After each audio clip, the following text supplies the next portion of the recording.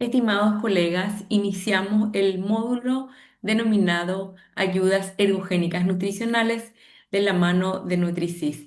Vamos a abordar a lo largo de estas 5 clases las características de las ayudas ergogénicas nutricionales, cómo se clasifican las mismas, cuáles son específicamente las que vamos a ahondar en cuanto a características, efectos en el organismo, el protocolo de consumo y algunas consideraciones particulares que con la práctica profesional me permito compartir con ustedes.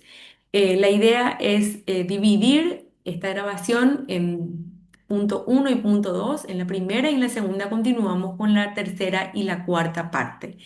Entonces, si todo va bien, arrancamos primero definiendo un poco lo que son las ayudas ergogénicas. Las ayudas ergogénicas, como pueden leer, deriva del griego que significa trabajo y la palabra genan generar. Es decir, estamos hablando de que son maniobras. ¿Para qué? Para mejorar el rendimiento físico y por sobre todo la recuperación del deportista. Entonces, la capacidad de realizar un trabajo, pero considerando estos puntos, ¿verdad? Un buen trabajo físico.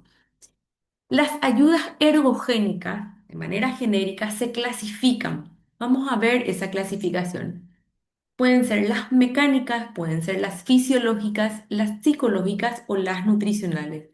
Dentro de las mecánicas encontramos todo aquello que pueda mejorar el performance deportivo en cuanto a técnica, en cuanto, como ya lo mencioné, al demostrar en el campo. Entonces estamos hablando de algunas prendas específicas, como por ejemplo la que vino a revolucionar hace muchos años el tejido que es conocido como el dry fit, que permite que la sudoración se evapore con mucha rapidez. En la natación, ustedes sabrán de que existe un tejido especial para que la velocidad sea diferente o el desplazamiento en el agua sea diferente, así como las medias de compresión y otras prendas que los deportistas utilizan para un mejor desempeño deportivo.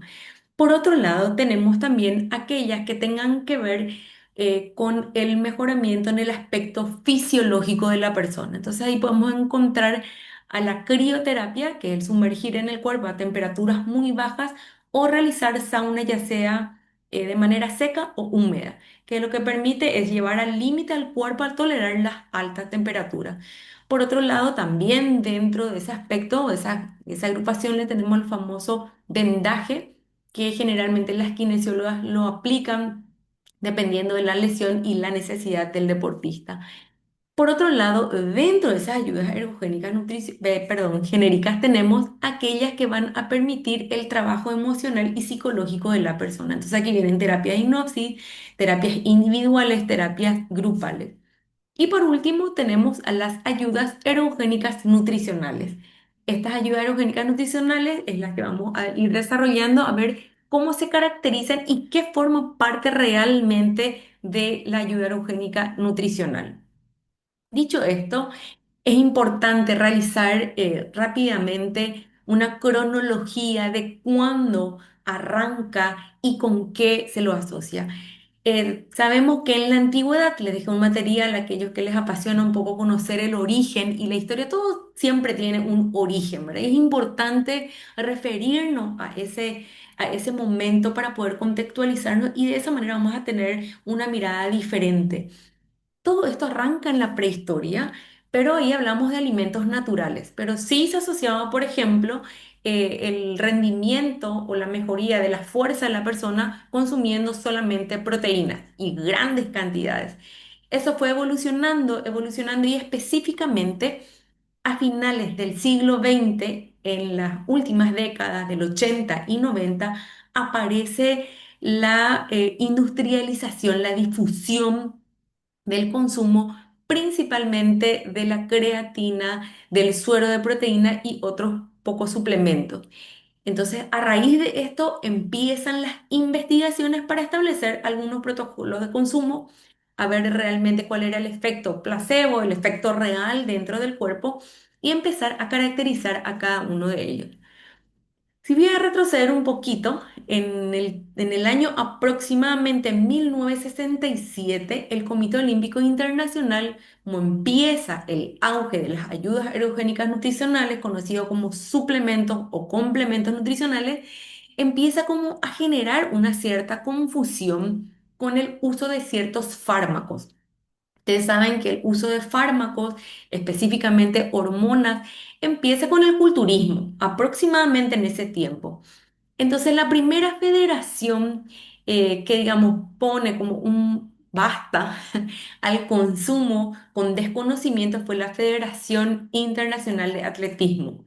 Recién en el año 1967, como les comenté, a raíz de esa negación, ustedes saben que las federaciones responden al Comité Olímpico, entonces la Junta Médica del Comité Olímpico Internacional establece un listado de aquellos fármacos que iban a considerarse como prohibidos.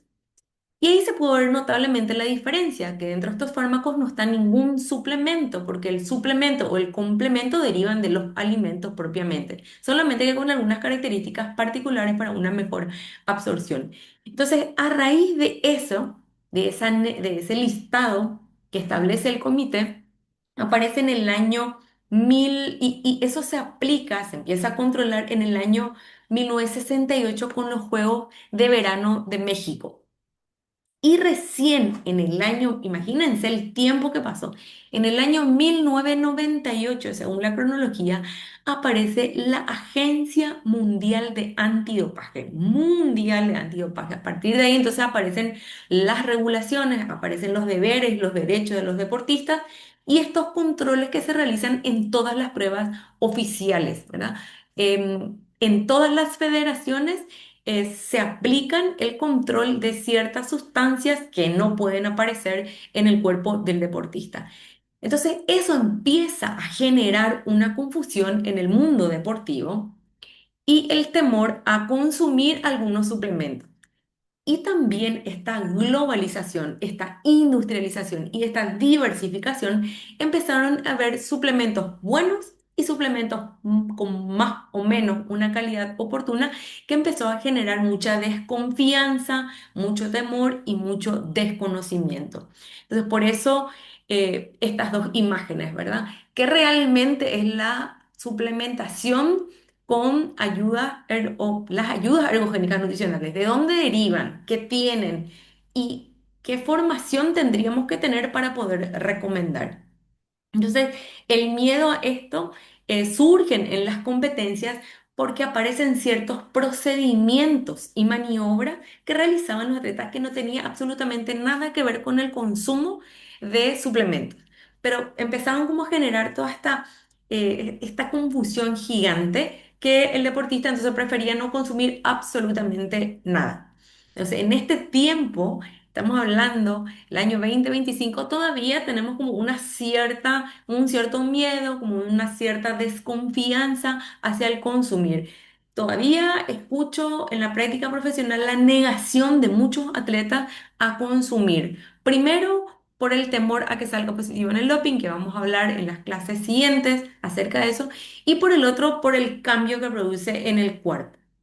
La idea es que en este módulo, nosotros profesionales del área de la nutrición, que estamos realizando, iniciando un camino a ampliar nuestros horizontes hacia la nutrición deportiva o aplicada a los deportes y otras actividades físicas, podamos tener protocolos de consumo seguro, podamos conocer las características de todos estos suplementos o complementos y por sobre todo a qué población recomendar.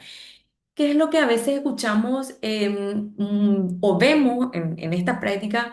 Muchos errores y por sobre todo, digamos, sin fundamento científico. Somos hombres de ciencia, nos estamos formando y tenemos que tener ese fundamento seguro, certero, publicado, y esa tiene que ser nuestra defensa y nuestro argumento a la hora de solicitar o recomendar algún suplemento, ¿sí? Entonces ahí aparece, digamos, finalmente en ese tiempo que les contaba, entre el año 1967 y 98, la cantidad de suplementos. Pero tenemos que saber que no todos están aprobados para el consumo. Entonces ahí, como les contaba, en el año 1998 97 aparece en verdad la Agencia Mundial de Antidopaje. Como ustedes pueden leer, está su sigla en inglés, ¿verdad? Y la Agencia Mundial de Antidopaje tiene un código que se actualiza cada cierto tiempo. Tiene un sitio web que les voy a dejar que ustedes pueden entrar. Ustedes pueden formarse si quieren para ser agentes mundiales de antidopaje, porque es una campaña que se promueve que es el juego limpio. O sea, que ese fair play no es solamente en contra del racismo, en contra de malas prácticas, sino también ese juego limpio, es decir, no realizar procedimientos que vayan en contra del proceso natural de crecimiento o de recuperación del deportista. Por supuesto que hay algunos que pueden coayudar, pero no, digamos, acelerando ese proceso. Entonces, aclararles que no es ninguna aplicación que yo voy a bajar al celular ni en la compu, es un sitio web, porque ya he escuchado o me piden colegas, me pasas la aplicación, no es ninguna aplicación, yo puedo acceder y en verdad van a darse cuenta que todo listado de fármacos que el deportista no debe consumir es lo que está ahí. Y cuando hablamos de fármacos tenemos que entender de que ya nosotros los nutricionistas no tenemos injerencia sobre esos fármacos. ¿Sí? No cometamos el error de recomendar en el afán de querer hacer el bien el consumo, no sé, de una nafasolina, porque probablemente eso pueda o no estar dentro de este listado de medicamentos. Eso, como en otros momentos hemos charlado, es respetar a cada profesional, ¿verdad? Que cumple un rol fundamental en el equipo multidisciplinario. Entonces, nosotros, ¿qué tenemos que ver con este código? Dentro de este código aparecen los suplementos, no aparecen los suplementos, solamente aparecen fármacos, ¿sí? Pero para que puedan conocer, pueden acceder sin ningún problema a este código mundial antidopaje. Y a partir de ahí, cada país empieza a establecer otra vez como un organismo a nivel nacional. Y aquí podemos encontrar que en Paraguay es la Organización Nacional de Antidopaje. También tiene un sitio en el Instagram, también tienen un sitio web por ahí si quieren acceder, porque suelen ofrecer cursos de capacitación. La ONAT, si uno solicita, puede dar charlas para futuros nutricionistas o para colegas donde nos explican un poco la historia de cómo surge, cómo nace, cómo se instala y qué o cuál es el procedimiento al cual es sometido un deportista. Bueno, así que a partir de eso, todas las colegiaturas y algunas federaciones como vuelven otra vez a realizar algún reglamento específico. Básicamente siempre me respaldo en estos dos, ¿verdad? El Colegio Americano de Medicina Deportiva y el Colegio Australiano de Medicina Deportiva.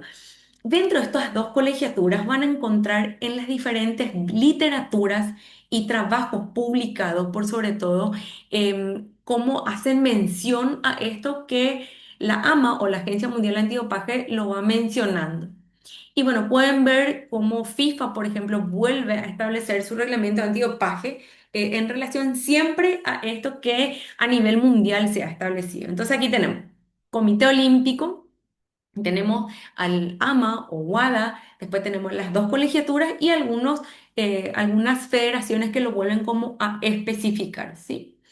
Entonces, un poco de la manera, hablamos de la manera genérica, hablábamos un poco de las características, o por sobre todo cómo se clasifican las ayudas ergogénicas y dentro de esas encontramos a las ayudas ergogénicas nutricionales.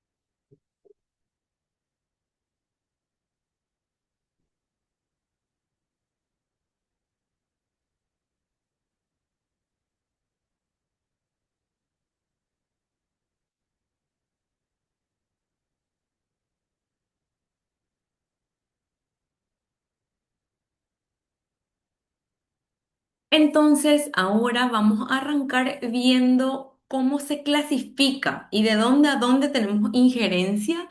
Vamos, vuelvo a repetir, a caracterizar aquellas que deberíamos recomendar, conocer un poco el protocolo de consumo establecido y algunas particularidades de cada uno. Entonces, un corte aquí para arrancar en la siguiente grabación el desarrollo de este punto.